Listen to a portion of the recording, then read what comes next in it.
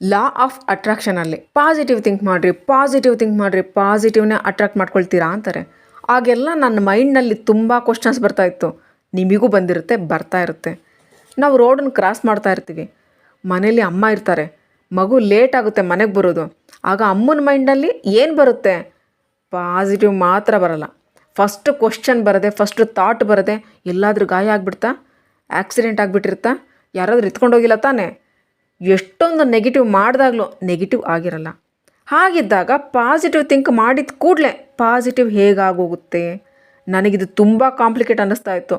ಒಂದೊಂದು ಸಲ ಅನಿಸುತ್ತೆ ಓವರ್ ರೇಟೆಡ್ ಅಂತ. ತುಂಬ ಚಾನಲ್ಗಳಲ್ಲಿ ಇದ್ರ ಬಗ್ಗೆ ಮಾತಾಡ್ತಾ ಇರ್ತಾರೆ.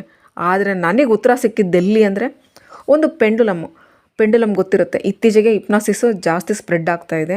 ಪೆಂಡುಲಮ್ ಒಂದು ಸೈಡು, ನೆಕ್ಸ್ಟು ಇನ್ನೊಂದು ಸೈಡು ಹೋಗುತ್ತೆ ಬರುತ್ತೆ. ಇನ್ನೊಂದು ವಿಶೇಷ ಅಂದರೆ, ಪೆಂಡುಲಮ್ ಒಂದು ಸೈಡ್ ಎಷ್ಟು ಹೋಗುತ್ತೋ ಅಷ್ಟೇ ಹೊತ್ತಿಗೆ ಇನ್ನೊಂದು ಸೈಡು ಹೋಗುತ್ತೆ. ಹೆಚ್ಚು ಕಡಿಮೆ ಇಲ್ದಲೆ ಆ ಸೈಡ್ ಎಷ್ಟು ಹೋಗುತ್ತೋ ಈ ಸೈಡು ಅಷ್ಟೇ ಹೋಗುತ್ತೆ. ಪಾಸಿಟಿವ್ ಥಿಂಕು ಒಂಥರ ಮಿತ್ತಾಗಿರುತ್ತೆ. Let's be very practical. ನಮಗೆಲ್ಲ ಹೇಳ್ತಾರೆ ಥಿಂಕ್ ಪಾಸಿಟಿವ್. ಈಗ ನನ್ನ ಬೆನ್ನು ಪೇಯ್ನಲ್ಲಿರುತ್ತೆ, ಬಾಡಿ ಪೇಯ್ನ್ ಇದ್ದಾಗ ಪಾಸಿಟಿವ್ನ ಹೇಗೆ ಥಿಂಕ್ ಮಾಡೋದು? ಪಾಸಿಟಿವ್ ತರೋದಾದರೂ ಎಲ್ಲಿಂದ? ಕರೆಕ್ಟು ತಾನೇ? ಅಂದರೆ ನೈದರ್ ಬಿ ಪಾಸಿಟಿವ್ ನಾರ್ ಬಿ ನೆಗೆಟಿವ್, ಬಿ ರಿಯಾಲಿಸ್ಟಿಕ್. ಅಂದರೆ ಸಕಾರಾತ್ಮಕವೂ ಅಲ್ಲ, ನಕಾರಾತ್ಮಕನೂ ಅಲ್ಲ. ಈ ಕ್ಷಣ ನಿಜಾಯಿತಿಲೇ ಇರ್ರಿ. ಬಿಕಾಸ್ ಆಫ್ ಆಲ್ ಟೈಮು ನೀವು ಪಾಸಿಟಿವ್ ಇರೋಕ್ಕಾಗೋದೇ ಇಲ್ಲ. ನೋಡಿರಿ, ಪಾಸಿಟಿವಿಟಿ, ನೆಗೆಟಿವಿಟಿ, ಸುಖ ಇಲ್ಲ ದುಃಖ, ಈ ಎರಡು ರಿಲೇಟಿವ್ ಎಮೋಷನ್ಸು. ನೀವೇನಾದರೂ ಪಾಸಿಟಿವ್ ಮೆಂಡುಲಮ್ ಇಟ್ಕೊಂಡ್ರೆ ಪಾಸಿಟಿವ್ ಹೇಗೆ ಒಂದು ಸೈಡ್ ಹೋದ್ರೂ ನೆಗೆಟಿವ್ ಇನ್ನೊಂದು ಸೈಡು ಹೋಗೇ ಹೋಗುತ್ತೆ. ಅಂದರೆ ಟೋಟಲಿ ಏನು ಹೇಳ್ತಾ ಇದ್ದೀನಿ ಅಂದರೆ, ಇದು ನನ್ನ own opinion. To be frank, ನಿಮಗೇನು ಅನಿಸುತ್ತೋ ಕಮೆಂಟ್ ಮಾಡಿರಿ, ಹೇಳ್ರಿ. ಲಾ ಆಫ್ ಅಟ್ರಾಕ್ಷನ್ನು ಥಾಟ್ಸ್ ಮೇಲೆ ಕೆಲಸ ಮಾಡಲ್ಲ. ನನಗೆ ದಿನದಲ್ಲಿ ಸಾವಿರಾರು ನೆಗೆಟಿವ್ ಥಾಟ್ಸ್ಗಳು ಬರ್ತಾನೆ ಇರುತ್ತೆ. ಇನ್ಸ್ಟೆಂಟ್ಲಿ ಒಂದು ಹೇಳೋಕೆ ಇಷ್ಟಪಡ್ತೀನಿ, ಲಾ ಆಫ್ ಅಟ್ರಾಕ್ಷನಲ್ಲಿ ಎಲ್ಲಿ ಸಿಕ್ಕಾಕೊಳ್ತಾರೆ ಅಂದರೆ, ಯೋಚನೆ ಬರೋದು, ಯೋಚನೆ ಮಾಡೋದು ಎರಡಕ್ಕೂ ತುಂಬಾ ವ್ಯತ್ಯಾಸ, ಲಾಟ್ ಆಫ್ ಡಿಫ್ರೆನ್ಸು. ಒಬ್ಬ ಮನುಷ್ಯನಿಗೆ ಆಲ್ಮೋಸ್ಟ್ ಆವರೇಜು 72,000ದಿಂದ 75,000ವರೆಗೂ ಥಾಟ್ಸ್ಗಳು ಬರುತ್ತೆ. ಡೈಲಿ ಯೋಚನೆಗಳು ಬರುತ್ತೆ, ಆದರೆ ಮಾಡೋದು ಮಾತ್ರ ಬೇರೆಯೇ. ತುಂಬ ಜನಗಳು ನೆಗೆಟಿವ್ ಯೋಚನೆ ಮಾಡ್ತಾ ಇದ್ದೀನಲ್ಲ, ನೆಗೆಟಿವ್ ಆಗಿಬಿಡುತ್ತಲ್ಲ ಅಂದ್ಕೊಳ್ತಾರೆ. ಒಂದು ಇಂಪಾರ್ಟೆಂಟ್ ಏನಂದರೆ, ನಿಮಗೆ ಬರೋ ಯೋಚನೆಗಳನ್ನು ಕಂಟ್ರೋಲ್ ಮಾಡೋಕ್ಕೆ ಸಾಧ್ಯನೇ ಇಲ್ಲ. It's impossible. ಯೋಚನೆ ಬಂದೇ ಬರುತ್ತೆ, ನೆಗೆಟಿವ್ ಆಗಲಿ ಪಾಸಿಟಿವ್ ಆಗಲಿ. ನೀವು ಏನು ಮಾಡ್ತೀರಾ ನಿಮ್ಮ ಮೇಲೇ ಇರೋದು. ಹಾಗಾದರೆ ಇಷ್ಟೊಂದು ನೆಗೆಟಿವ್ ಥಾಟ್ಸ್ ಬರುತ್ತಲ್ಲ, ಮ್ಯಾನಿಫೆಸ್ಟ್ ಆಗಿಬಿಡುತ್ತಾ? ನಾನು ಅದೇ ಹೇಳ್ತಾ ಇರೋದು. ಅಮ್ಮಂಗೆ ಯೋಚನೆ ಬಂದುಬಿಡುತ್ತೆ. ನಾವೇ ಎಷ್ಟು ಸಲ ಮಿಸ್ ಆಗಿ ಅಂದ್ಕೊಳ್ತಾ ಇರ್ತೀವಿ, ಇವತ್ತು ಪಕ್ಕ ಮೇಲ್ ಟಿಕೆಟ್ ತೊಗೊಳ್ತಾ ಇದ್ನಪ್ಪ, ಇವತ್ತು ಹೆಂಗೆ ಸಿಕ್ಕಾಕೊಂಡ್ಬಿಡ್ತಾ ಇದ್ದೆ ಗೊತ್ತಾ, ಹಾಗೆ ಹೀಗೆ. ರೋಡಲ್ಲಿ ಲಾರಿ ಟ್ರಕ್ ಉಗಿದ್ಬಿಟ್ರೆ ಅನಿಸುತ್ತೆ ತಾನೇ. ಕ್ಯಾಶುವಲ್ಲಿ ಮಧ್ಯದಲ್ಲಿ ಗಿಲ್ಟ್ ಬೇರೆ ಎಂಟ್ರಿ ಕೊಡುತ್ತೆ.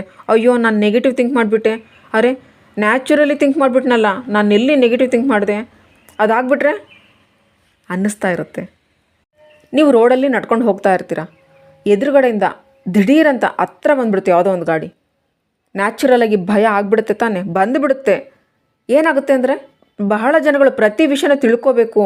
ಇದು ಹರಡಿದ್ದು ತಿಳಿಸ್ತಾ ಇರೋದು ಯಾಕೆ ಅಂದರೆ, ಲಾ ಆಫ್ ಅಟ್ರಾಕ್ಷನನ್ನು ಸ್ಪ್ರೆಡ್ ಮಾಡ್ತಾ ಇರೋದು ಯಾಕೆ? ಪ್ರತಿ ವ್ಯಕ್ತಿಗೂ ಈಸಿಯಾಗಿ ಸಿಗಬೇಕು, ಎಲ್ಲನೂ ಈಸಿಯಾಗಿ ಸಿಗಬೇಕು, ದುಡ್ಡು ಈಸಿಯಾಗಿ ಸಿಗಬೇಕು, ಸಕ್ಸಸ್ಸು ಈಸಿಯಾಗಿ ಸಿಗಬೇಕು, ಸುಲಭವಾಗಿ ಜೀವನದಲ್ಲಿ ಮುಂದುವರಿಬೇಕು. ನಾನು ಪಾಸಿಟಿವ್ ಥಿಂಕಿಂಗನ್ನು ಲಾಲಿಪಾಪ್ ಕಾನ್ಸೆಪ್ಟ್ ಅಂತೀನಿ. ಮಗುಗೆ ಲಾಲಿಪಾಪ್ ಕೊಟ್ಟರು ಹೇಳ್ಕೋತೀವಲ್ಲ, ಆ ಥರ ಬುಟ್ಟಿಗೆ ಹಾಕೊಳ್ಳೋ ಮಾತಾಗ್ಬಿಡಲ್ವಾ? ನಾನು ವೀಡಿಯೋಗಳನ್ನ ಹಾಕ್ತೀನಿ, ವಿಚಾರಗಳಿಂದ ಎಲ್ಲನೂ ಬದಲಾಗುತ್ತೆ, ಪ್ರತಿಯೊಂದು ಸುಲಭ ಆಗುತ್ತೆ ಅಂತ. ಬಟ್ ಟು ಬಿ ಹಾನೆಸ್ಟ್ ಆಗಲ್ಲ, ಆಗೋದೇ ಇಲ್ಲ. ಇದು ಜನರನ್ನು ಅಟ್ರ್ಯಾಕ್ಟ್ ಮಾಡುತ್ತೆ. ಫೈನಲಿ ಕೇವಲ ನಿಮ್ಮ ಥಾಟ್ಸ್ನಿಂದನೇ ಎಲ್ಲನೂ ಬದಲಾಗೋಲ್ಲ, ರಿಸಲ್ಟ್ ಸಿಗೋದಿಲ್ಲ. ಹಾಗಂತ ಲಾ ಆಫ್ ಅಟ್ರಾಕ್ಷನ್ ಸುಳ್ಳಲ್ಲ. ಇದೊಂದು ಲಾ, ನಿಯಮ. ಯಾವತ್ತಿಗೂ ನಿಯಮ ಆಗೇ ಇರುತ್ತೆ. ನಿಮಗೂ ವರ್ಕ್ ಮಾಡುತ್ತೆ, ನನಗೂ ವರ್ಕ್ ಮಾಡುತ್ತೆ. ನಾವು ಇಲ್ಲದೇ ಇದ್ದಾಗ್ಲೂ ವರ್ಕ್ ಮಾಡ್ತಾ ಇತ್ತು, ನಾವು ಹುಟ್ಟಿಲ್ಲ ಅಂದಾಗ್ಲೂ ವರ್ಕ್ ಮಾಡ್ತಾನೆ ಇತ್ತು. ಯಾಕಂದರೆ ಇದು ಲಾ ಆಫ್ ಅಟ್ರಾಕ್ಷನ್ ಕೆಲಸ ಮಾಡುತ್ತೆ. ಹೇಗಂದರೆ ಕಾನ್ಷಿಯಸ್ ಪ್ಯಾರಡಮ್ ಮೇಲೆ. ನೀವು ಚಿಕ್ಕದ್ರಿಂದ ಏನೇನು ಪ್ರೋಗ್ರಾಮಿಂಗ್ ಆಗಿರ್ತೀರೋ, ನೀವು ಚಿಕ್ಕವರಾಗಿದ್ದಾಗ ಮೊದಲನೇ ದಿನದಿಂದನೇ ಸುತ್ತಮುತ್ತ ಎಲ್ಲದರಿಂದ, ಎನ್ವೈರ್ನಮೆಂಟ್ನಿಂದ, ನಿಮ್ಮ ಫ್ರೆಂಡ್ಸ್ನಿಂದ, ಪರಿವಾರದಿಂದ, ಈ ಪ್ರಪಂಚದಿಂದ, ಸ್ಕೂಲ್ನಿಂದ, ಟಿ ವಿಯಿಂದ, ಮೀಡಿಯಾದಿಂದ ಏನು ಪ್ರೋಗ್ರಾಮ್ ನಿಮ್ಮೊಳಗೆ ತುಂಬೋಗ್ಬಿಟ್ಟಿದೆಯೋ ಅದರಿಂದನೇ ಅಟ್ರಾಕ್ಟ್ ಆಗುತ್ತೆ. ಯಾರೆಲ್ಲ ಲಾ ಆಫ್ ಅಟ್ರಾಕ್ಷನ್ ಬಗ್ಗೆ ತಿಳ್ಕೊಬೇಕಂತಿದ್ದೀರೋ, ಎಷ್ಟೊಂದು ಜನ ಹೇಳ್ತಾರೆ, law of attraction class attend ಮಾಡಿದ್ವಿ, ರಿಸಲ್ಟೇ ಸಿಕ್ಕೇ ಇಲ್ಲ, ರಿಸಲ್ಟ್ ಬರಲೇ ಇಲ್ಲ. ಯಾಕಂದರೆ ನೀವು working on thoughts, you are not working on changing your program inside your subconscious mind. ಅಂದರೆ ನೀವು ನಿಮ್ಮ ಒಳಗಿನ ಸಾಫ್ಟ್ವೇರು ಬದಲು ಮಾಡಿಲ್ಲ ಅಂದಾಗ ನೋ ರಿಸಲ್ಟ್, ಔಟ್ಪುಟ್ಟು ಹಾಗೇ ಬರುತ್ತೆ, ಎಕ್ಸಾಕ್ಟ್ಲಿ ಹಾಗೇ ಆಗೋದು. ಹಾಗಾದರೆ ಅಪ್ಬ್ರಿಂಗಿಂಗ್ ಎಲ್ಲನೂ ತೀರ್ಮಾನಿಸುತ್ತೆ. ಅಂದರೆ ಈಗಾಗಲೇ ಪಾಲಿಸೋದು ತಪ್ಪಾಗಿಬಿಟ್ಟಿರುತ್ತೆ, ಪ್ರೆಸೆಂಟ್ನ ಅವ್ರ ಸಂಬಂಧ ಕೆಟ್ಟಿರುತ್ತೆ ಅಂದ್ಕೊಳ್ರಿ, ಅಲ್ಲಿಗೆ ಲೈಫು ಪೂರ್ತಿ ಹೀಗೇ ಲೈಫೆಲ್ಲ ಕೆಟ್ಟದ್ದೇ ಆಗಿಬಿಡುತ್ತಾ? ಎಲ್ಲನೂ ಮುಂಚೆನೇ ಗೊತ್ತಿರುತ್ತೆ, ನಾನು ಏನೇನು ಮಾಡಿದ್ರೆ ಒಳ್ಳೆ ರಿಸಲ್ಟ್ ಬರುತ್ತೆ, ಏನೇನು ಮಾಡಿದ್ರೆ ನೆಗೆಟಿವ್ ರಿಸಲ್ಟ್ ಬರುತ್ತೆ ಅಂತ. ನಾನು ಹೀಗೆ ಇದ್ದರೆ ಹಿಂದೆನೇ ಇದ್ದುಬಿಡ್ತೀನಿ ಅಂತಲೂ ಗೊತ್ತಿರುತ್ತೆ. ಆದರೂ 10 ವರ್ಷ ಆದ್ರೂ ಅದೇ ತಪ್ಪು ಮಾಡ್ತಿರ್ತಾರೆ.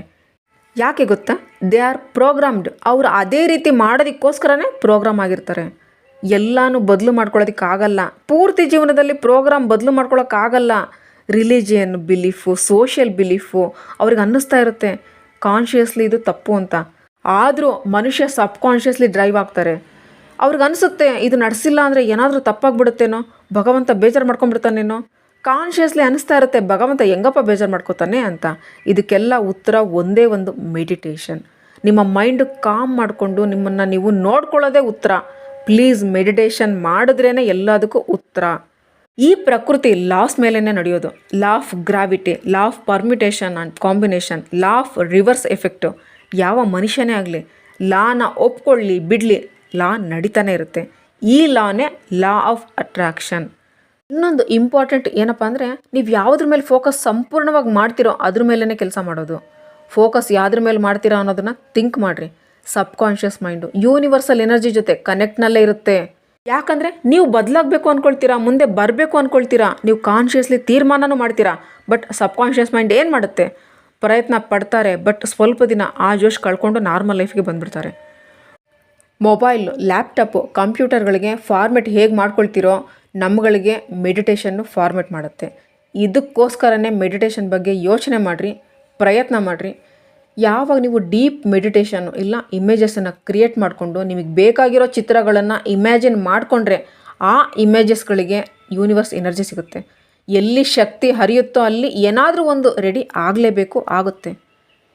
ಇದಿಷ್ಟು ನನ್ನ ಅನುಭವ ಹಂಚ್ಕೊಂಡಿದ್ದೀನಿ. ಏನೇ ಆದರೂ ಸೈಂಟಿಫಿಕ್ಕಾಗೂ ಮೆಡಿಟೇಷನ್ ಎಲ್ಲದಕ್ಕೂ ಉತ್ತರ. ಮತ್ತು ವಿಜುವಲೈಸೇಷನ್ನ ಕ್ಲಿಯರಾಗಿ ಮಾಡ್ಕೊಳ್ಳೋದು ಸೂಪರಾಗಿರುತ್ತೆ. ಇಲ್ಲಿನ ಮಹಾಪುರುಷರೆಲ್ಲರೂ ಹೇಳಿರೋದು ನಿಮ್ಮ ಪವರ್ ನಿಮ್ಮ ಕೈಯಲ್ಲೇ ಇರೋದು.